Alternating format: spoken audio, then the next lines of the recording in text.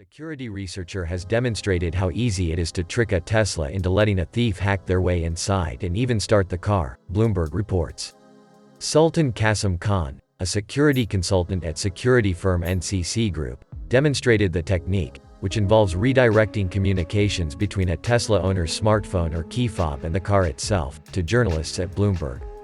During his demonstration, the researcher used two small devices that are able to relay wireless communications, which only roughly cost $100 total and can be easily bought online.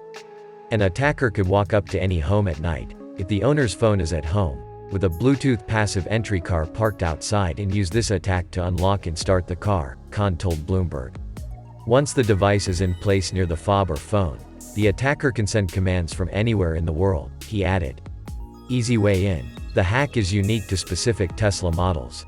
Bloomberg specifically flagged the Model 3 and Model Y, and it's still unclear if it has actually been used by hackers to steal vehicles in the past.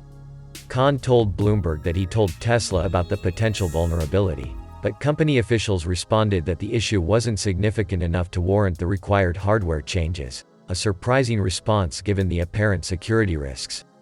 The connection between the smartphone or fob and the car is established using a technology called Bluetooth Low Energy (BLE).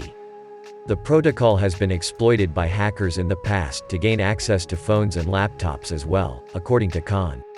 The vulnerability goes to show that smart home devices and even cars could easily be manipulated into giving hackers free rein.